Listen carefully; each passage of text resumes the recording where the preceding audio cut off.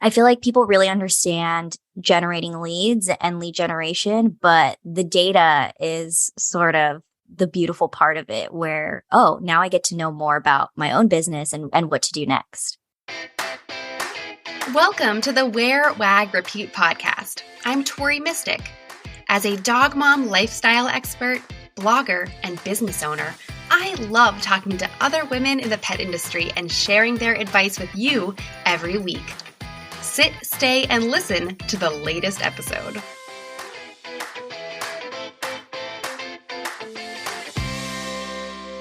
Can I ask you a question? How about 3 to 7 questions? Today's episode is all about creating quizzes. My guest isn't technically in the pet industry, but she is a dog mom.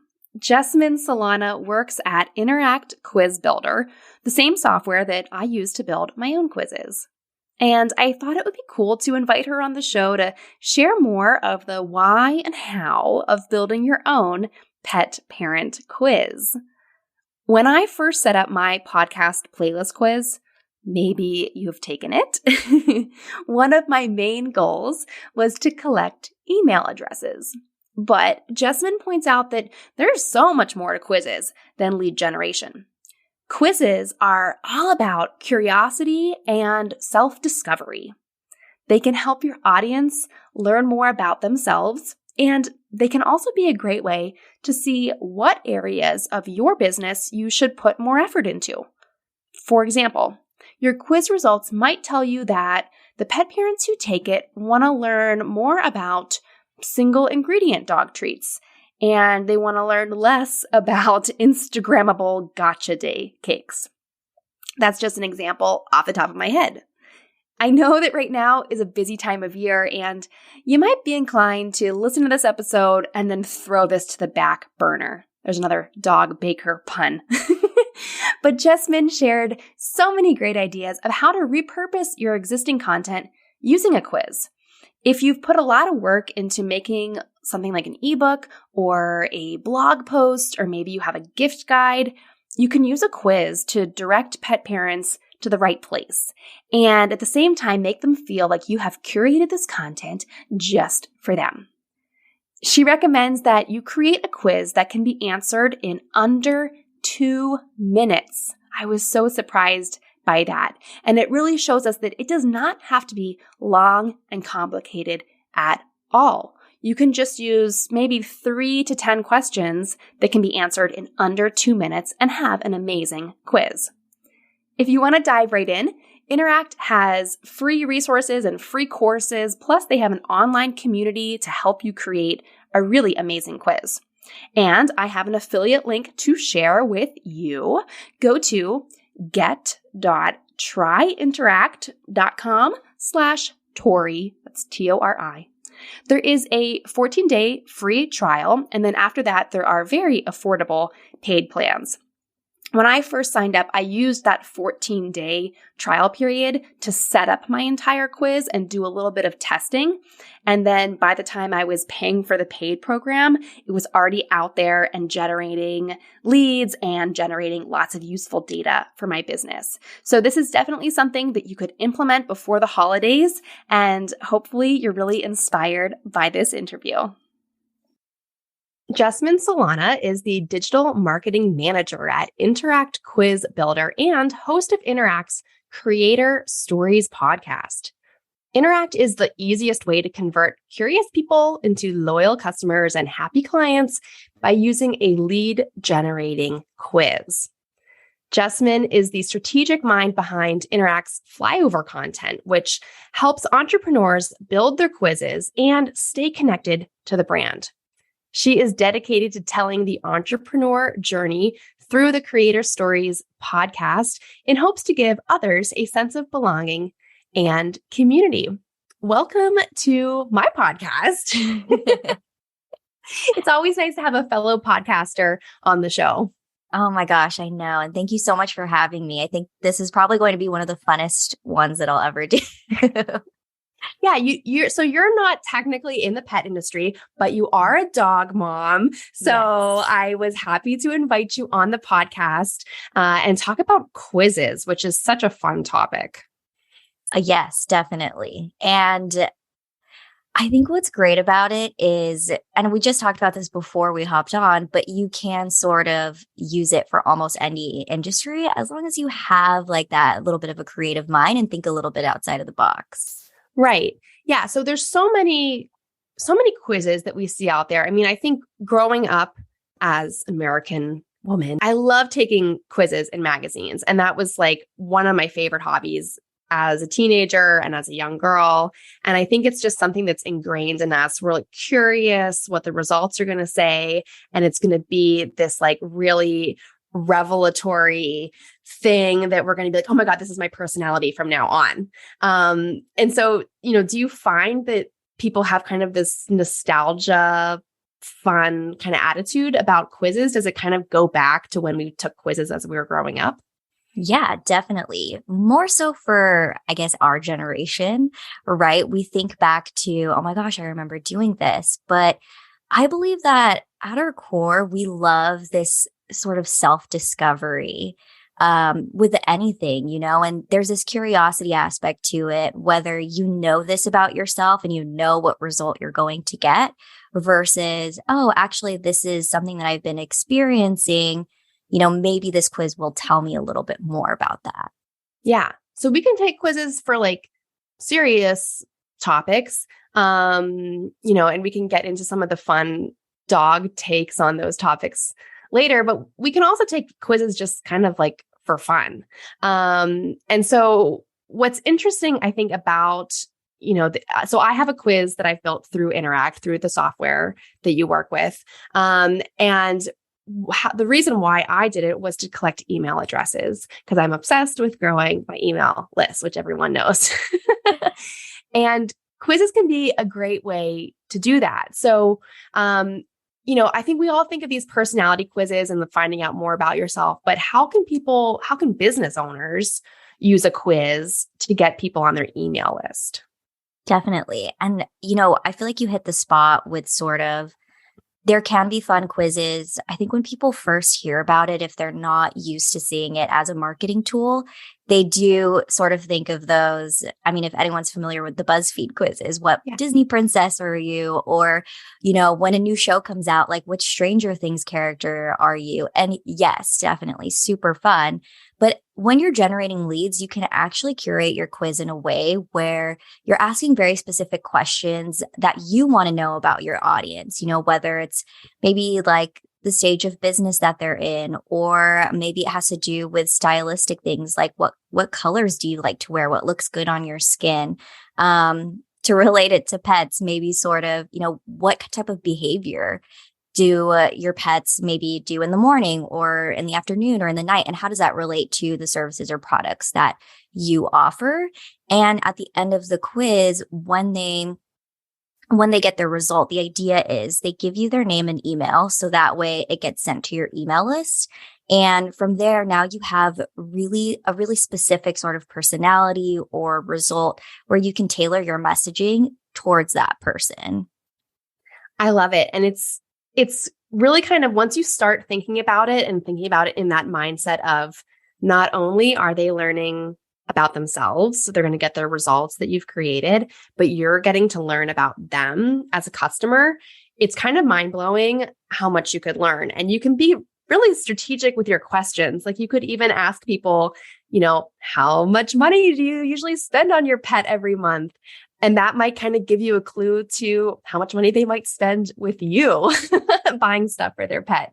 So you can be like kind of sneaky with your questions to figure out what kind of customer this person's going to be for you too. Exactly. And what I usually like to tell people is it's also a great way.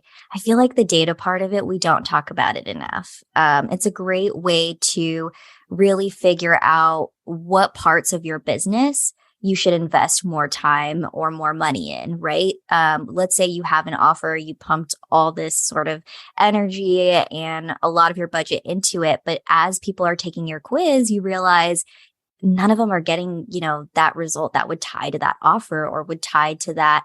Maybe it's your content or, things like that. And you actually discover something about your audience where, oh my gosh, maybe they like more of my low ticket offers, or maybe people do love my high ticket offers and they're willing to pay for it. I just have to kind of beef it up a little bit more. I feel like people really understand generating leads and lead generation, but the data is sort of the beautiful part of it where, oh, now I get to know more about my own business and what to do next. It's almost like combining like a survey with like a fun quiz kind of. So you're getting this data that you would usually use a survey to collect, but the people doing it are having more fun. They don't know they're taking a survey. They think they're doing a fun quiz. Yeah. And I like to think of it as a survey is more for people who have already kind of gone through your funnel. They know who you are, whereas you're able to gather information about your target market with a quiz. So people who don't know who you are, haven't gone through your funnel yet. And it's a way to kind of figure out, okay, how can I capture those people, or how can I extend my reach? Right. So, on this podcast and in my membership and other things that I do, we talk a lot about lead magnets. I just taught a workshop to Pet Sitters International about lead magnets. And we talked about ebooks and PDFs and videos and all these kind of free things you can give people in exchange for their email address. But, what differs between doing a lead magnet like that's something that's very stagnant almost versus an interactive quiz? Like, what are the real differences? And why should someone maybe think about doing a quiz? Yeah, I love this question because I feel like people see a new tool and they automatically think, oh, great. I have to get rid of everything I've already done. I put so much work into this ebook, or I put so much work in all of my blog posts or these videos that you created. But what really is happening when you have a quiz is it's just a way to put people into the right place on your email list. So you're segmenting them correctly.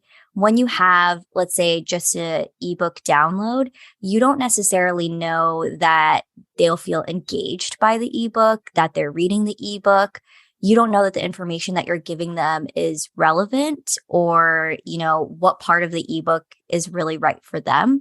Whereas when you have a quiz, you can sort of decide that based off of the result that you're giving people, and you can still use all of that content. So you don't have to get rid of it. Let's say, you have a result where, people need all of that information, and that's the freebie that you give. Whereas maybe in another result, it's more high level and the engagement is a little bit lower, but a video is a good way to capture those people because they don't necessarily have to invest time reading something, but they can watch a 2-minute video. I like that you say you don't have to throw away what you've done before. So you could take your ebook or your PDF or your video or whatever it is that you already have, and you could repurpose it. Another thing we love to do into a quiz. And then, you could actually kind of share that. You could have them both out there in the world at the same time and just kind of see what performs better. Some people might like taking the quiz. Some people might just prefer to get the ebook download. I don't know. Right. We actually have had a ton of different examples where people will take the content of their ebook and turn it into a quiz. And the ebook is just sort of like a freebie to where, hey, here's all the information. Learn more about your result, or learn more about your personality. And here's something for you to keep. Yeah. So people, I think, probably enjoy doing the quiz because they feel like it's going to be more personalized, even though it's just the same repurposed content. Exactly. Yeah. And this reminds me of someone in my community who they were creating an ebook or some kind of a guide for pet influencers. And they were like, well, I don't really know what to do because some pet influencers, they're just starting. They haven't even done a paid collaboration yet. They're just beginning. Other people are already doing paid things and they want to know how to charge more and how to do bigger and better things. And they were like, how do I create one thing that serves all of these people Well, a quiz would be a really great way to kind of serve all those people, but give them the right information for where they are. Yes, exactly. And I like to always pull from sort of this example that I had recently where I found this influencer online.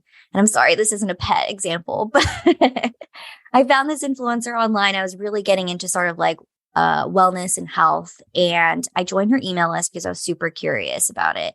But the emails that I was getting, had to do with medical conditions that I don't have. And so I felt, sort of like, okay, well, this actually has nothing to do with me. And I ended up unsubscribing. But it was just funny to sort of think about that experience and think of, well, maybe if she had a quiz and had asked questions like, have you talked to a doctor about this condition or that condition? And the emails that I was getting had to do more with sort of, just regular health and wellness, like maybe recipes to sort of eat healthier or workouts that you can do that are like low impact versus high impact and so on, then my experience would have been totally different. Right.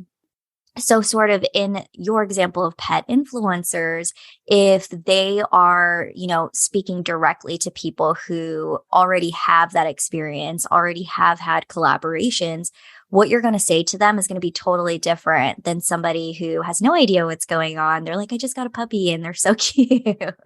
Yeah. And they're like, how do I start an account? Let alone like, how do I write a contract? Like that's two totally different people. Right, exactly. And maybe it's more of, okay, how do I get started versus, okay, here's how to really streamline your process. Mm-hmm. Yeah, I like it. I'm wondering if doing a quiz is something that's like more complicated. Like, is it only for people who have elaborate marketing strategies, or can anyone create a quiz? Like, so many people who listen to this, I know, are solopreneurs, and they've got a lot on their plate. So is this something that anyone can make, or is it really complicated? It's super easy. The quiz itself. I think the harder part is sort of figuring out, okay, what's the topic of my quiz? What is the strategy behind it? And I do like to tell people there are a few things that like you probably want to think about or have in place before, you do create your quiz, which is, are people finding me online organically already? What's my budget? And do I have any offers that I'm ready to include as a part of my quiz? A quiz is just one part of the entire funnel. It's just a way to get people in there like more easily. But with that being said, that you can do it yourself. And actually, most of our customers are solopreneurs. And at Interact, I don't know if this has been your experience, but we are very big like supporters of giving all the knowledge you need to know. So that way you can do this on your own. So we have all of our blog posts surround around like creating quizzes or other marketing practices, how they relate to each other. We have a course that's free that anyone can find online. And then we also have an online community where we walk you through each step of the process. You can ask us any questions, and we like to be really visible. So if somebody needs access to the team, they have that access. Yeah. I mean, I find that you guys are really easy to even reach out to and get like personal feedback. You also, when I first signed up, had a really great just email sequence of like, here's, in case you didn't know, like, this is where this is, here's this get started guide, here's this, here's that. And there's a lot of resources available. Another thing that I like about quizzes and think that they're accessible to people who are like, beginner phases or just have a lot of other things on their plate is that they can be simple, and maybe even they should be simple. Mm-hmm. So my quiz only has 4 questions. And I did that because I actually saw Amy Porterfield had a similar quiz that led to a podcast playlist. And I was like, oh my gosh, I should do that. And hers only had 4 questions. So I made mine with just 4 questions. So is there like a recommended number of questions that you tell people to do? Is less better than more? The answer is it totally depends, which I know people don't like. Every time I say it, I'm like, I'm so sorry, guys, but it does depend. And it really just depends on what you want to know. So if 4 questions works for you, then definitely. What we usually tell people if they're, really unsure, just starting, we usually say our golden number is 7 to 10. The idea is you want people to be on your quiz for less than 2 minutes. So maybe Yeah, that's more important than the number of questions is the right. time. Exactly. It's just harder to put a number of questions to the time, or like it's hard to sort of translate, okay, well, what is 2 minutes? How many questions is that? Yes, right. Because questions might be more involved or require Mhm. more thought. Yeah. Exactly. Or, some people like to make it a very conversational experience. And so the way you talk tends to be a little bit more wordier. But if you have 10 questions and almost paragraphs worth, that's going to take so much longer than if it was super quick questions, but you had the same number. So it's just really kind of thinking about, okay, what information do I really want to know or need to know? And how does that actually relate to my business? It's always fun to have sort of those, what Disney princess are you quizzes, but it doesn't always actually resonate and it doesn't relate to what you do. Right. So let's talk about some examples that we've seen that might give people some ideas and start the brainstorming. So a couple people in the Wear, Wag, Repeat community. One person is Blair at the Dink Dog Mom, which stands for dual income, no kids, dog mom. I love that. We love Blair and everything that she does. And she has a quiz to find out your dog's love language, which I thought was a really fun idea and something that really is kind of targeted towards her audience. So that was a fun idea. And you had some that you'd seen from BarkBox, I think. Mm-hmm. Yeah, BarkBox has had a quiz for quite some time. I think I just looked at it before this interview because I wanted to have examples for the last 3 years. And it was, which dog bed should you get for your dog? And the quiz is questions about sort of like what your dog likes and, how comfortable, things like that, which I was like, this is so awesome because something that I didn't think about with sort of pet quizzes is it's for your pet. So how can you relate, sort of what you would want as a human for your fur babies? Yes. Yeah. And I think that we love thinking about our dogs' personalities and just how unique they're all unique creatures. So I love Blair's one about the love language. Another kind of similar one, because like the love language, that's a quiz you could take for yourself as a human, right? I'm sure there's a quiz out there for what kind of mattress is best for me as a human, but I like the dog bed one. But another kind of like human version is the Enneagram test or quiz. And so way back on episode 161, I talked to Kalina Stormer. And she used to have a dog boutique business that she has since sold. But when she had it, she had a quiz that's what's your dog's Enneagram type. And I thought that was really fun. And again, like her quiz kind of generated leads for her business, which sold dog products and accessories and treats and food and all that kind of stuff. She had a brick and mortar store. Blair's quiz is a little bit different because, she's trying to generate traffic to her blog and to her Facebook group and different kinds of things like that. Obviously, BarkBox is trying to sell dog beds. So, right. It just depends on your goal. If you want to sell products or if you're trying to get more people in your community and your audience, there's all kind of different goals that you could have. Exactly. And something that came to mind when you had said, was it the Enneagram one that was products?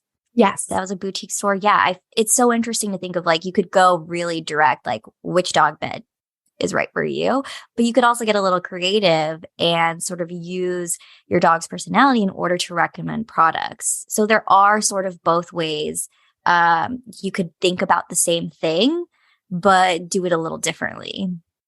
Yeah. You can be very direct with people, or you can kind of be more like esoteric and thinking of like their personality type and what kind of collar they should get based off their Enneagram type.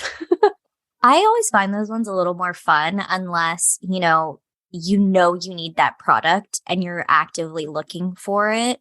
Whereas if I found your website and I was like, oh, cute, like a boutique shop, but, I don't really buy these sort of things for my dog all the time. I wouldn't know what to get, or like, do I need a shirt, or do I need like a cute little dress, or do I need a new collar, things like that. Whereas like when you have a quiz, it sort of introduces them to the idea of like, let's figure out, what your dog is like, what their personality is. And then you're kind of in a way more cleverly saying, okay, here are the products that is right for your dog. Like, do they really like to play? Here are some toys. Do they, like to nap all the time? Here are comfy blankets, things like that. Are they introverted? They might need a new bed. Are they extroverted? They might need like a little walking kit with poop bag holder and all that kind of stuff. Exactly. Yes. Yeah. Exactly. It's very fun. And so you also, I want to kind of talk about this. I have this in my notes and I don't even know what it means. So I need you to explain it to me, but rehumanizing communication with your audience. What does that mean? Because I feel like we're kind of getting in that direction. But just explain a little bit, what is rehumanizing communication? Yes, exactly. So my sort of experience, I'm a millennial. So my experience growing up, right, was pre-internet and then the rise of internet. And I feel like with the rise of technology and social media, you're constantly pumped with all these ads. And we all know all of the conversations and controversy with my data and where it's being sold, what people are doing with it online, and so on. The idea of rehumanizing your marketing is really just taking it back. I like to relate quizzes to a sort of an in-store experience. When you walk into, let's say, even a clothing store, someone's going to greet you at the door and say like, hi, like, what can I help you find today? Maybe you're looking for like a dress for a wedding. Then they'll start asking you really specific questions, right? Of like, well, what do you like to wear? What color? Is it formal? Is it casual? And so on, until you find that perfect product for you, right? So a quiz sort of mimics that experience in that once they get to your store, your online store, you're inviting them with a question of, hey, like, let me get to know you a little bit better so that way I can better serve you. And it creates this humanistic experience of really taking the time to actually get to know your customer versus just like, I saw you clicked on this, go ahead and buy this product that has something to relate to that. It really personalizes the experience and it makes it a little less, I guess, for lack of a better term, sketchy. Yeah, well, because you can also like you mentioned kind of in how you formulate your questions, you can share a little bit about yourself. Like they don't all have to just be, would you pick blue or red? Would you pick like number 8 or 12? I don't know. Right. You can say like, hey, I'm Tori. I'm passionate about supporting women in the pet industry. Like, tell me about your business. So you can make it so that people get to know you, like, that human element. Exactly. And it also just kind of, I'm sorry to cut you off. No, you're good. Go ahead. It reminds me too of, when I talk to brick and mortar business owners and kind of lurk around in those Facebook groups, it's a lot about that, creating that personal connection and that customer service that they're not going to get at a big box store. You're not getting those kind of questions when you walk into a huge big box store. They're not going to say, what occasion are you looking for? And do you like this length dress or that length dress, that you're going to get in a boutique. And we can kind of do that with our dog businesses too. I mean, there's always going to be people who just want the cheapest thing. But maybe they're not your ideal customer. Maybe you want someone who wants like that personal human connection. I think that people love to be sort of directed to the right place. I think especially with, all of the options that we have online, it's hard to sort of pick out, oh my gosh, like I don't even see what I'm looking for, and I don't even know if this is right for me. Am I making the right decision? And a quiz just makes it in a way that feels like you're walking them through that process. And I always also like to relate it back to this stat that I learned in college. I was a marketing major. And it was people need to see things at least 7 times before they buy something. When you have a quiz, you're introducing it and, then they're on your email list. Then you can send them emails and now they're constantly seeing it. Whereas, if you didn't have something like a quiz, it's sometimes I'll look at a website and I'll be like, oh, that looks cool. Never look at it again.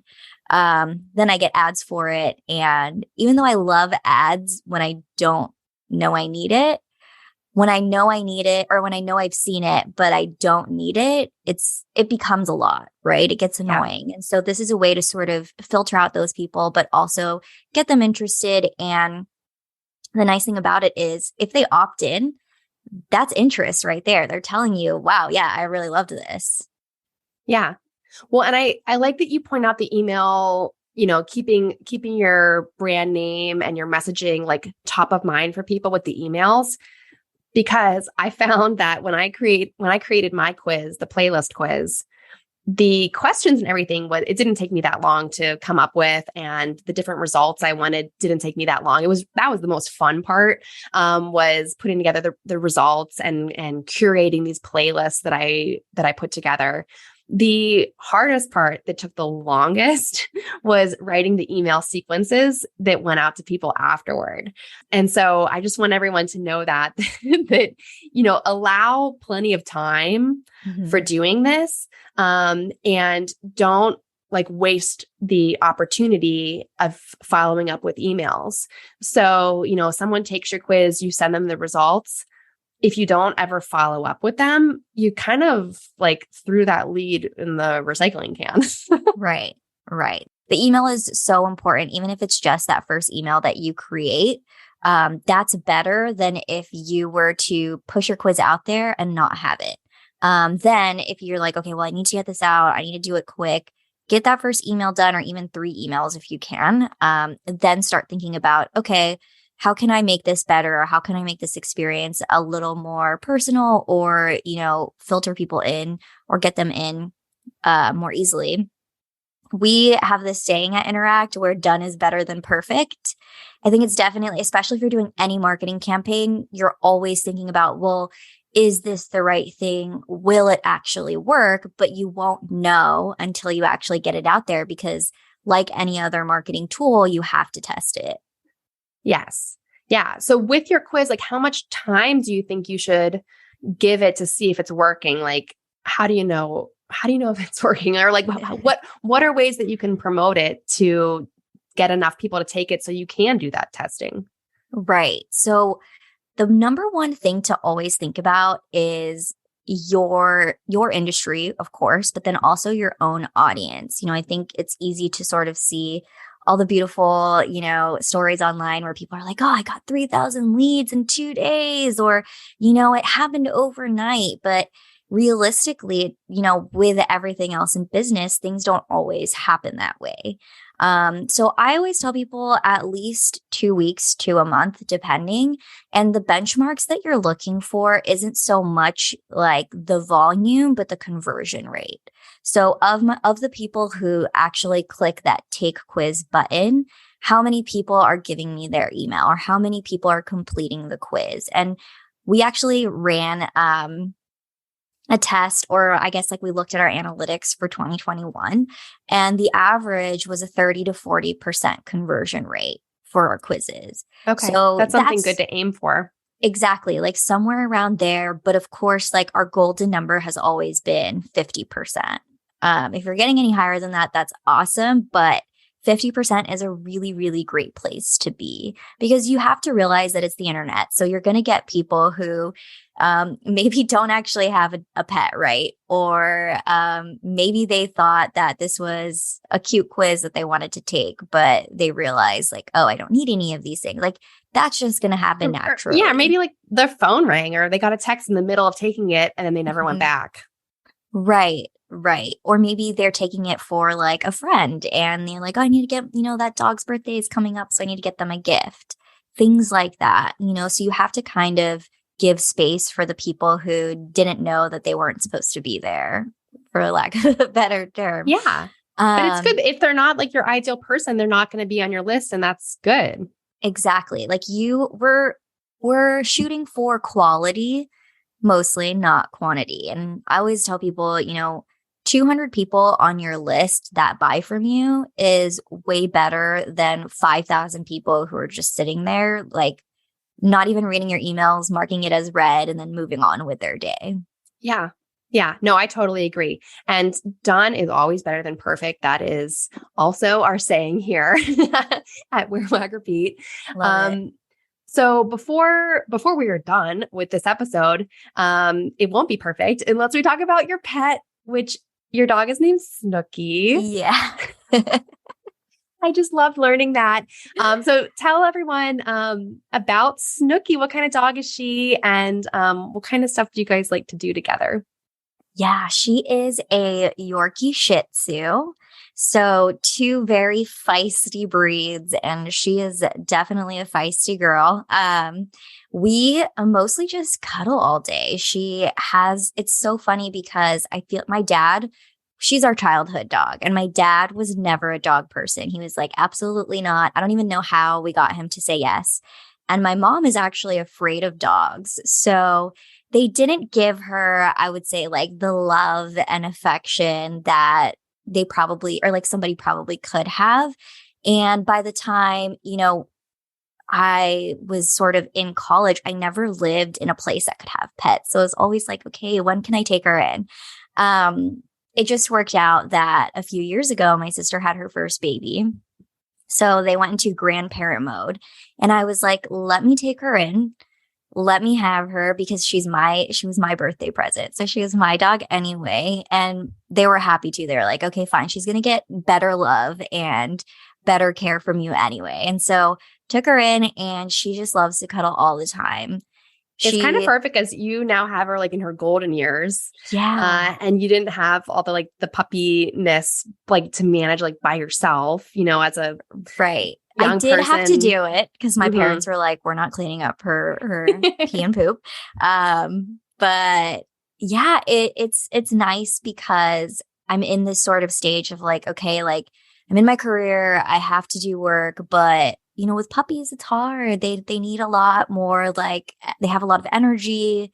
They need more sort of TLC, but with her, she'll cry a little bit and I'll pick her up, and usually she'll sit right on my lap right here as I'm doing calls. So she's like a perfect work buddy. Yeah, exactly. Yeah. So fun. Well, it kind of reminds me because my last dog, Lola, she was our family dog. Also, I think we got her when I was like 15, something like that. And then I ended up being the one who kind of took her to live with me. Oh, they got to go somewhere. Yeah. And it's kind of, it's nice. It's nice when that happens because, as a puppy, you do have like your family, you're like living at home. You have other people to kind of help you, but then you get them for their golden years. Yeah. And it was really fun for my fiance because he had never had a dog growing up. And so she was his first pet. And we had thought about getting a puppy, but I was like, actually, I already have a dog. Like maybe we should just take her in. And, she's already potty trained, very like specific routine and schedule that we already know how she works. And it's really just kind of, learning what those cues are and, how she communicates. And I think it's so much easier. Yeah. Oh, I'm going to have to send you the love language. What's your dog's love language quiz from Dink Dog Mom. And you can find out what Snooky's love language is.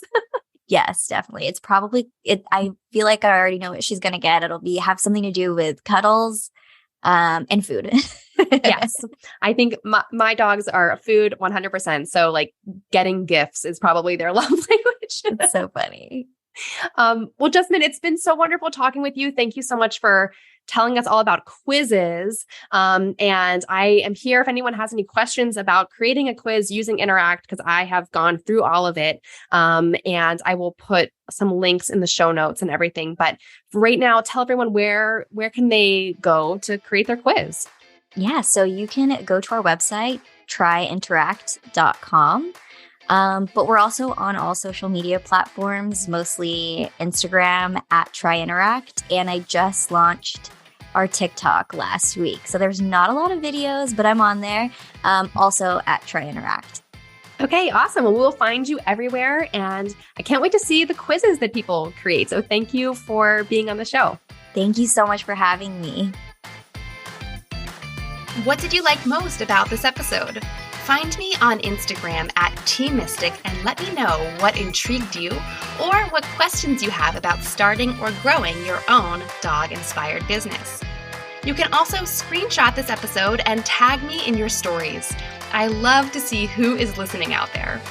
Some of the best conversations happen after the episode, right?